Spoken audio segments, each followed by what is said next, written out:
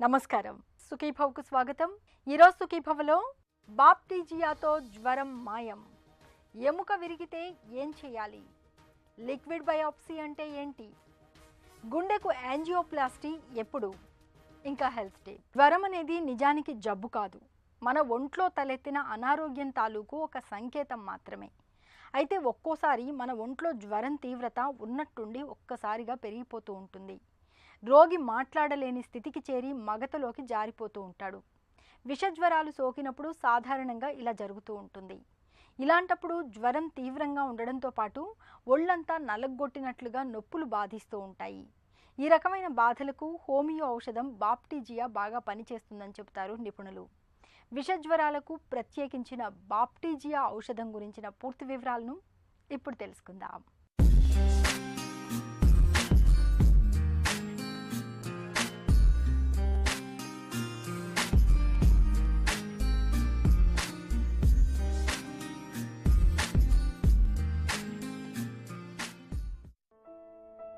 ఒళ్లంతా తీవ్రమైన వేడితో సెగల కక్కే జ్వర పీడితులకు హోమియో వైద్యంలో బాప్టిజియా ఒక చక్కటి ఔషధం. పిచ్చి నీలిమందు మొక్కల వేర్ల నుంచి బాప్టిజియా ఔషధాన్ని తయారు చేస్తారు. నీలిమందు మొక్కల వేర్లకు యాంటీసెప్టిక్ గుణాలతో పాటు మన శరీరంలో వ్యాధి నిరోధకతను పెంపొందించే గుణం ఉంది. జ్వరం తీవ్రస్థాయిలో ఉన్న రోగులకు, ముఖ్యంగా విషజ్వరాలతో బాధపడే వాళ్లకి బాప్టిజియాను ప్రత్యేకమైన ఔషధంగా చెబుతారు హోమియో నిపుణులు. ఫ్లూ, టైఫాయిడ్ జ్వరాలు, విరేచనాలు, గొంతు నొప్పి, టాన్సిళ్ల వాపుతో బాధపడే వారికి బాప్టిజియా ఔషధం బాగా పనిచేస్తుంది. బాప్టిజియా ఔషధం గురించిన పూర్తి వివరాలను ప్రముఖ హోమియో వైద్యులు డాక్టర్ పావులూరి కృష్ణచౌదరి మాటల్లో ఇప్పుడు విందాం.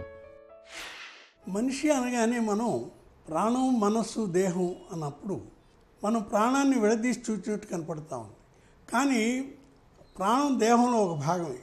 ఇది ఎందుకని చెప్పాల్సి వచ్చిందంటే, ప్రాణం, మనస్సు, దేహాలు అన్నప్పుడు ఏదో ప్రాణానికి ప్రత్యేకత, దేహానికి ప్రక్కగా ఇంకోటి ఉన్నట్టుగా అనిపిస్తుంది. అది కాదు.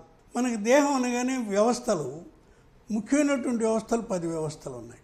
అంటే మానసిక వ్యవస్థ ఒకటి, అలాగే రక్త ప్రసరణ వ్యవస్థ, అలాగే ఊపిరితిత్తులు, గాలి సంబంధించినటువంటి వ్యవస్థ, అట్లాగే జీర్ణమండలం. ఇలాగ చూస్తే 10 వ్యవస్థలు. ఈ 10 వ్యవస్థల్లో ఇమ్యూన్ వ్యవస్థ అని ఒకటి ఉన్నది. ఇమ్యూన్ వ్యవస్థ చేసే కార్యక్రమాలన్నీ కూడాను ప్రాణం చేసే పనులు చేస్తుంటుంది. అందువల్ల మీకు ప్రాణశక్తి, ప్రాణం అని వాడినప్పుడు మీరు ఏదో మనం ఒక కొత్త అంశాన్ని కాకుండా మన దేహంలో ఉన్నటువంటి ఇమ్యూన్ వ్యవస్థను గురించి మాట్లాడుతున్నామని తెలుసుకోండి. ఇమ్యూన్ వ్యవస్థ ఏమిటి అంటే, మనకి మామూలుగా ఈ వాతావరణాన్ని నుంచి రక్షిస్తుంది. మనకి సరిపడినటువంటి వస్తువులు ఏమన్నా ఉంటే ఆహారంలో కావచ్చు, ఏ మార్గంలోనైనా రావచ్చు, మనకు వాటి నుంచి వచ్చి కావాల్సినటువంటి రక్షణ మనకి ఇమ్యూన్ వ్యవస్థ ఇస్తుంది. టైఫాయిడ్ వ్యాధి ఉంది. టైఫాయిడ్ అనగానే మనకి బ్యాసిలస్ కోలై ఇవన్నీ కూడాను మనకి అంటే సూక్ష్మ జీవుల నుంచి మనకి వచ్చేటువంటి ప్రమాదం టైఫాయిడ్ వ్యాధి. ఈ వ్యాధికి 2-3 దశలుగా విభజించి దానికి సరైనటువంటి ఔషధాలు ఎంపిక చేసి వాడటం జరుగుతుంది. మామూలుగా అయితే రొటీన్గా ఏ జ్వరానికైనా ముందుగా గుర్తుంచుకోదగినటువంటి ఔషధం ఎకనైట్, 2వ ఔషధం బెలడోనా, 3వ ఔషధం జెల్సీమియం. మామూలుగా ఈ ఎకనైట్, బెలడోనా, జెల్సీమియంతో రోజు మనకు వచ్చేటువంటి ఈ జ్వరానికి సంబంధించిన బాధలు ఏ యాంటీబయాటిక్స్తో పని లేకుండా జరిగిపోతుంటుంది. ఆ తర్వాత నెక్స్ట్ స్టేజ్లో ఆర్సెనికం ఒకటి, ఆర్నికా ఒకటి, ఇలాంటి ఔషధాలు కానీ వాడుకుంటే 2వ స్టేజ్లో మనకి ఉపయోగపడతాయి. 3వ స్టేజ్లోకి వచ్చేటప్పటికి చాలా ముఖ్యమైనటువంటి ఔషధం బాప్టిజియా. బాప్టిజియాని గురించి ఎక్కువ వివరాలు తెలుసుకోవడం కూడా అవసరం. ఎందుకంటే ఈ రోజుల్లో మనకి ఇచ్చేటువంటి యాంటీబయాటిక్స్ దానివల్ల చాలా సైడ్ ఎఫెక్ట్స్ ఉంటాయి. అందువల్ల ఆ సైడ్ ఎఫెక్ట్స్ లేకుండా మనం ఇన్ఫెక్షన్స్ని మనం నుంచి బయటపడాలి అంటే హోమియో ఔషధాలు చాలా ప్రయోజనకరమైంది. వాటిల్లో బాప్టిజియా ఒకటి. బాప్టిజియా జ్వరం తీవ్రస్థాయిలో ఉన్న వారికి ప్రత్యేకమైన ఔషధం. బాప్టిజియా వ్యక్తుల్లో పెద్దపెట్టున జ్వరం రావటం, అకస్మాత్తుగా వాంతులు, విరేచనాలు పట్టుకుంటూ ఉంటాయి. ఒళ్లంతా నలగొట్టినట్లుగా నొప్పులు బాధిస్తూ ఉంటాయి. నీరసంతో కదలలేకపోతుంటారు. మెత్తటి పరుపుపైన పడుకున్నప్పటికీ ఏదో గట్టి బల్ల మీద పడుకున్నట్లుగా బాధపడుతుంటారు. తాగిన వాళ్ల మాదిరిగా మాట్లాడుతుంటారు. మాట్లాడుతూనే మగతలోకి జారుకుంటూ ఉంటారు. నిద్రలో తల నుంచి మొండెం వేరైనట్లుగా పీడకలలు వస్తూ ఉంటాయి. సరిగ్గా నిద్ర పట్టదు. నిద్రలో సరిగా ఊపిరాడదు. నోరంతా దుర్వాసన కొడుతూ ఉంటుంది. రోగి చెమట, మలమూత్రాదులన్నీ దుర్వాసన కొడుతూ ఉంటాయి. ముఖమంతా ఉబ్బినట్లుగా, కనురెప్పలు వాలిపోతున్నట్లుగా ఉంటాయి. ఈ లక్షణాలు టైఫాయిడ్, ఫ్లూ జ్వరాలతో బాధపడే రోగుల్లో ఎక్కువగా కనిపిస్తూ ఉంటాయి. నోరంతా పూసి ఉంటుంది.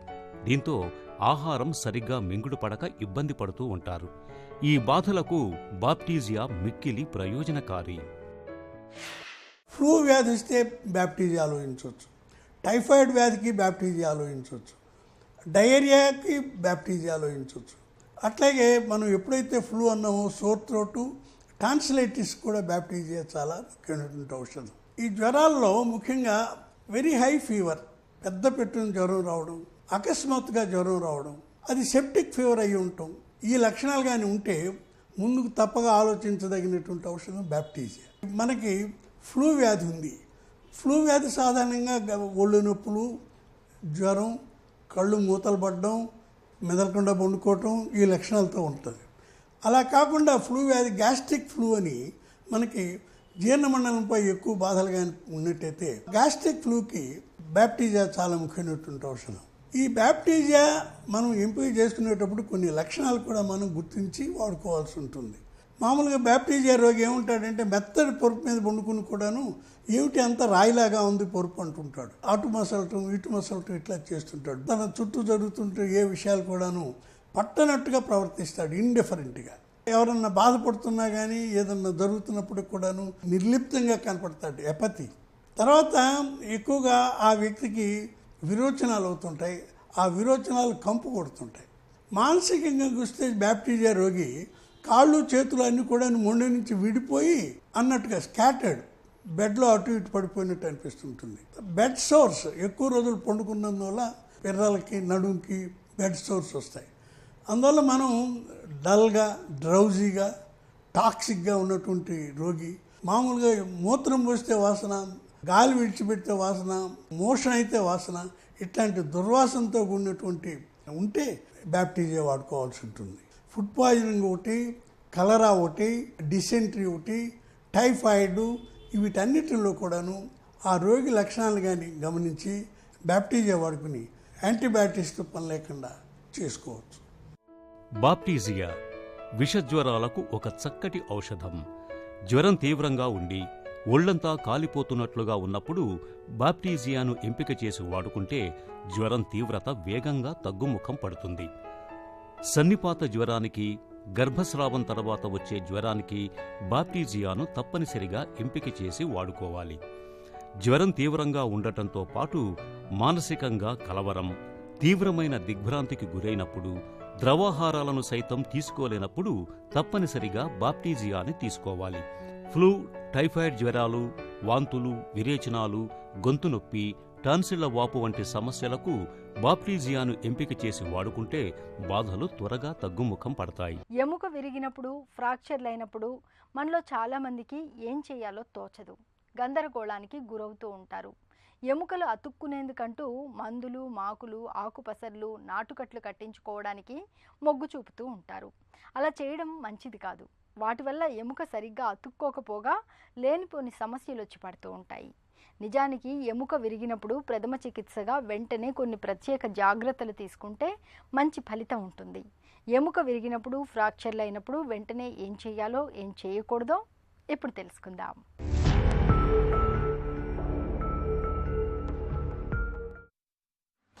ప్రమాదాలు జరిగినప్పుడు లేదా ఎత్తైన ప్రదేశం నుండి క్రింద పడినప్పుడు ఎముకలు విరిగిపోతుంటాయి.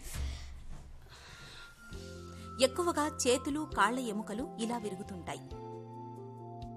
ఇలా ఏ కారణం చేతనైనా ఎముకలు విరగడాన్ని ఎముక విరుపు లేదా బోన్ ఫ్రాక్చర్ అని అంటారు. అయితే కొన్నిసార్లు ఏ కారణం లేకుండానే ఎముకలు బలహీనంగా ఉన్నందువలన కూడా విరగవచ్చు.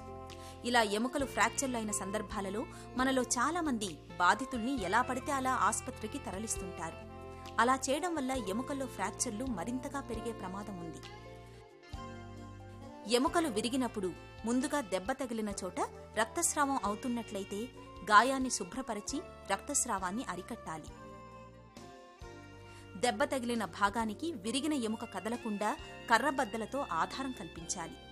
జాగ్రత్తగా గట్టిగా కట్టుకట్టాలి. బ్యాండేజీ విరిగిన ఎముక మీద కాకుండా దానికి అటూ ఇటూ కట్టాలి.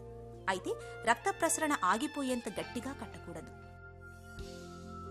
ఎముక విరిగిన భాగాన్ని కాస్త ఎత్తులో ఉండేలా కింద దిండును ఉంచాలి. నొప్పి మరీ తీవ్రంగా ఉందని చెబుతున్నప్పుడు ఐస్ ప్యాక్తో కాపడం పెట్టడం మేలు. బాధితుల్ని చదునుగా ఉండే చెక్కబల్ల వంటి వాటిపై పడుకోబెట్టి సాధ్యమైనంత త్వరగా ఆసుపత్రికి తీసుకెళ్లాలి. మన ఒంట్లో క్యాన్సర్ ఉనికిని గుర్తించడానికి, అది ఏ స్టేజ్లో ఉందో తెలుసుకోవడానికి ఖచ్చితంగా బయాప్సీ చేయాల్సిందే. అయితే ఇందుకు శరీరంపై కోత పెట్టి కణజాలాన్ని సేకరించాలి. ఆపై ఆ కణజాలాన్ని ల్యాబ్కు పంపించి ఫలితం కోసం కనీసం 1 నుంచి 2 వారాల పాటు వేచి చూడాలి. అయితే ఈ కాలహరణం లేకుండా శరీరంపై ఎలాంటి కోత పెట్టకుండానే క్యాన్సర్ ఆనవాళ్లను గుర్తించవచ్చా? ఈ ప్రశ్నకు డాక్టర్లు అవుననే సమాధానం చెప్తున్నారు. రక్త పరీక్ష సాయంతో మిగతా జబ్బుల గుట్టుమట్లను తెలుసుకున్నట్లుగానే రక్తాన్ని పరీక్ష చేయడం ద్వారా క్యాన్సర్ కణితుల ఉనికిని, వాటిలో జన్యుపరమైన మార్పుల్ని ఇవాళ చక్కగా గుర్తించవచ్చు. లిక్విడ్ బయాప్సీగా పిలిచే ఈ ఆధునిక నిర్ధారణ పరీక్ష గురించిన పూర్తి వివరాల్ని ఇప్పుడు తెలుసుకుందాం. మన శరీరంలో ఎక్కడన్నా క్యాన్సర్ కణుతులు ఉన్నాయనుకోండి, దాన్ని క్యాన్సర్ అవునా కాదా అని చెప్పి చెప్పడానికి ఫస్ట్ మనం చేసేది బయాప్సీ. ఒకవేళ ఆ క్యాన్సర్ అనేది ఊపిరితిత్తుల లోపల డీప్గా ఎక్కడ ఉందనుకోండి, బ్రాంకోస్కోపీ చేయలేకపోవచ్చు, లేకపోతే బయట నుంచి నీడిల్ పెట్టి బయాప్సీ చేయడం కుదరకపోవచ్చు. ఇటువంటి కండిషన్స్లో రక్తం తీసి రక్తంలో ఏమన్నా క్యాన్సర్ కణాలు ఐడెంటిఫై చేస్తున్నామా లేదా అనేది ప్రాసెస్ అనమాట. ఆ టిష్యూ బయాప్సీలో మనకి టిష్యూ వస్తుంది. లిక్విడ్ బయాప్సీలో వచ్చేది మనకి క్యాన్సర్ కణాలు ఫాస్ట్గా పెరుగుతా అది డిఎన్ఏ మెటీరియల్ని రిలీజ్ చేస్తూ ఉంటాయి. ఆ జీన్స్ అంటే జన్యువులలో చేంజెస్ అంటాం. చేంజెస్ అంటే ఏంటంటే మ్యుటేషన్స్. మన శరీరంలో ఉన్నటువంటి జీన్స్ రకరకాల ప్రోటీన్స్ తయారు చేస్తూ ఉంటాయి. సో ఈ ప్రోటీన్స్లో మార్పులు వచ్చినాయి అనుకోండి, దాన్ని మ్యుటేషన్ అంటాం. ఆ మ్యుటేషన్ ఉన్నటువంటి జీన్స్ గల సెల్ని మనం మ్యుటేటెడ్ సెల్ అంటాం. ఈ మ్యుటేటెడ్ సెల్స్ అన్నీ క్యాన్సర్ కింద ఫామ్ అవుద్ది. సో అలాగా క్యాన్సర్ కణాలు ఫాస్ట్గా పెరుగుతూ ఉన్నప్పుడు ఆ సెల్స్ గ్రో అయ్యేటప్పుడు రిలీజ్ చేసేది ఆ జెనెటిక్ మెటీరియల్ ఉంటుంది. ఆ జెనెటిక్ మెటీరియల్ని మనం రక్తం ద్వారా సపరేట్ చేసి అందుట్లో ఈ జన్యుపరమైనటువంటి తేడాలు అంటే ఆ మ్యుటేషన్స్ని ఐడెంటిఫై చేసి దాని ద్వారా మనం ఏమైనా వైద్యం చేయగలమా అనేదే ఈ లిక్విడ్ బయాప్సీ యొక్క యూస్ఫుల్నెస్ అనమాట. టిష్యూ బయాప్సీకి యావరేజ్గా 2 వీక్స్ పట్టిందనుకోండి, అదే కనుక లిక్విడ్ బయాప్సీలో అయితే 3 to 4 డేస్లో you can get the genetic information. ఆ ట్యూమర్ జెనెటిక్ ఇన్ఫర్మేషను ఏ రకమైనటువంటి జన్యుపరమైనటువంటి తేడాలు ఉన్నాయో లేదో తెలుసుకోవచ్చు అనమాట. సో ఇది ఎప్పుడైనా సరే ఫాస్ట్ ప్రొసీజరే. గుండెకు రక్తాన్ని మోసుకెళ్లే రక్తనాళాల్లో ఎక్కడైనా చిన్న కొవ్వుగడ్డ అడ్డం పడితే మొత్తంగా మన ప్రాణమే ప్రమాదంలో పడుతుంది. ఇలాంటి పూడికల్ని తొలగించడానికి ఒకప్పుడు మందులు, సర్జరీ తప్ప మరో పరిష్కారం ఉండేది కాదు. అయితే స్టెంట్లు అందుబాటులోకి వచ్చాక ఇప్పుడు రక్తనాళాల్లో పూడికలు తొలగించడం చాలా తేలికైపోయింది. రక్తనాళాల్లో పూడికల్ని తొలగించే యాంజియోప్లాస్టీ మరియు స్టెంట్ల వాడకం గురించి డాక్టర్ని అడిగి ఇప్పుడు తెలుసుకుందాం.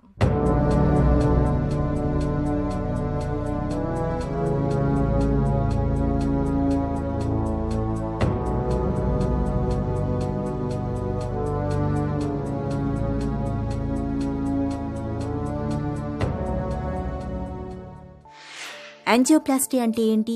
ఎప్పుడు చేస్తారు? యాంజియోప్లాస్టీ అంటే గుండె రక్తనాళాలు కానీ శరీరంలో ఉండే ఎక్కడైనా రక్తనాళాల్లో కొలెస్ట్రాల్ డిపాజిట్ అయ్యి అసలు రక్తనాళాలు మూసుకుపోతూ ఉంటాయి. ఈ నేరో అయ్యే సెగ్మెంట్ని మనం బెలూన్ ద్వారా వైడెన్ చేసే ఎండోవాస్కులర్ ప్రొసీజర్ని యాంజియోప్లాస్టీ అంటాం. సర్వసాధారణంగా యాంజియోప్లాస్టీ అనేది blood vessel nearly 70% area wise block అయితే దానికి యాంజియోప్లాస్టీ చేస్తాం. స్టెంట్ అంటే ఏంటి? స్టెంట్ ఉపయోగాలేంటి? యాంజియోప్లాస్టీతో ఉండే అడ్వాంటేజ్ అయితే బ్లడ్ వెసల్ని బ్లాక్ ఏరియాని వైడెన్ చేసి బ్లడ్ ఫ్లో రెస్టోర్ చేస్తాం. కానీ వెసల్ అనేది ఎలాస్టిక్ టిష్యూ కాబట్టి ఒకప్పుడు ఏమవుతుందంటే రీకాయిల్ అయిపోవడం అనేది ఇమీడియట్గా జరగచ్చు. లాంగ్ టర్మ్లో మనం వైడెన్ చేసిన జోన్లో స్టెనోసిస్ రావచ్చు, స్కార్ టిష్యూ లాంటిది డెవలప్ చేయి స్టెనోసిస్ రావచ్చు. సో ఈ రీకాయిలింగ్ని, స్టెనోసిస్ని తగ్గించడం కోసమని మనం ఏం చేస్తామంటే వెసల్ వాల్ని సపోర్ట్ చేయడం కోసం స్టెంట్స్ అని పెడతాం. స్టెంట్స్ ఏంటంటే మెటల్తో తయారు చేసిన మెష్ ట్యూబ్స్ అన్నమాట. ఇవి బెలూన్, యాంజియోప్లాస్టీ బెలూన్ మీద మనం క్రింప్ చేసి దాన్ని ఎక్కడ ఏ భాగంలో వైడెన్ చేస్తామో, వైడెన్ చేయవలసి ఉంటుందో ఆ భాగంలో పొజిషన్ చేసి బెలూన్ని ఎక్స్పాండ్ చేస్తాం. ఎక్స్పాండ్ చేసినప్పుడు బెలూన్కి అవుటర్ సైడ్ ఉండే ఈ స్టెంట్ కూడా ఎక్స్పాండ్ అయ్యి ఆ ఏరియా వెసల్ వాల్కి సపోర్టింగ్గా నిలబడుతుంది. తర్వాత బెలూన్ని డీఫ్లేట్ చేసి తీసేసి స్టెంట్ మాత్రం అక్కడే ఉండిపోతుంది. సో దీనివల్ల అడ్వాంటేజ్ అంటే వెసల్ వాళ్ళు అలాగా ఓపెన్గా లాంగర్ పీరియడ్ ఉండడానికి ఉపయోగపడుతుంది. స్టెంట్లలో ఎన్ని రకాలు ఉన్నాయి? ఒకటి ఏంటంటే బేర్ మెటల్ స్టెంట్ అంటాము. రెండోది ఆ స్టెంట్కి కోటింగ్ వేసి అంటే డ్రగ్ ఎల్యూటింగ్ స్టెంట్స్ అంటాం. ఇప్పుడు రీసెంట్గా న్యూయర్ స్టెంట్స్ వస్తున్నాయి. న్యూయర్ స్టెంట్స్ ఏంటంటే బయో అబ్జార్బబుల్ స్టెంట్స్ అంటాం. అవి స్టెంట్ వేసిన 2-3 months పోయాక వాటి మట్టుకు అది అబ్జార్బ్ అయిపోతాయి. బేర్ మెటల్ స్టెంట్స్ వాడడం వలన యాంజియోప్లాస్టీ మీద నియర్లీ 50% బెనిఫిట్ వచ్చింది. యాంజియోప్లాస్టీతో ఉండే కాంప్లికేషన్లు చాలా మట్టుగా తగ్గాయి. కానీ ఈ బేర్ మెటల్ స్టెంట్ వాడిన తర్వాత మళ్ళీ గ్రోత్, అబ్స్ట్రక్షన్ రావడానికి అవకాశం ఉంటుందన్నమాట. సో దాన్ని ప్రివెంట్ చేయడం కోసమని డ్రగ్ కోటెడ్ స్టెంట్స్ని స్టార్ట్ చేసాం. ఈ డ్రగ్ కోటెడ్ స్టెంట్స్ లోపల గ్రోత్ని ప్రివెంట్ చేసి వెసల్ వాల్ లూమెన్ని అలాగా మెయింటైన్ చేస్తాయి. కానీ ఒకసారి స్టెంట్ పెట్టిన తర్వాత 2-3 months పోయేలోగా దాని మీద ఒక లైనింగ్ తయారయ్యి స్టెంట్ థ్రాంబోజెనిక్గా కాకుండా ఉండిపోతుంది. కానీ ఈ డ్రగ్ వేయడం వలన లాంగ్ టర్మ్ థ్రాంబోసిస్ రావడానికి ఛాన్సులు ఉంటాయి. సో దాన్ని ప్రివెంట్ చేయడం కోసమని మనం యాంటీప్లేట్లెట్ అనేది వాడతాం. మెటల్, మెడికేటెడ్, బయోడిగ్రేడబుల్ స్టెంట్లలో ఏవి మేలైనవి? డెఫినెట్గా డ్రగ్ ఎల్యూటింగ్ స్టెంట్స్తో రెవల్యూషనైజ్ అయ్యాయి. కానీ డ్రగ్ ఎల్యూటింగ్ స్టెంట్స్తో లాంగ్ టర్మ్లో ఉండే ప్రాబ్లమ్స్ ఏంటంటే ఇలాగే లేట్ లూమిన్ లాస్ అని, లేట్ థ్రాంబోసిస్ అని ఇవి ఉంటాయి. సో వీటిని ప్రివెంట్ చేయడం కోసం బయో అబ్జార్బుల్ స్టెంట్స్ అనేవి స్టార్ట్ చేశారు. రక్తనాళంలో స్టెంట్ను అమర్చే విధానం ఎలా ఉంటుంది? యూజువల్గా ఈ స్టెంట్స్ని ఎలా పెడతామంటే మనం రేడియల్ ఆర్టరీ కానీ లెగ్ దగ్గర ఉండే ఫెమరల్ ఆర్టరీ కానీ యాక్సిస్గా తీసుకుంటాం.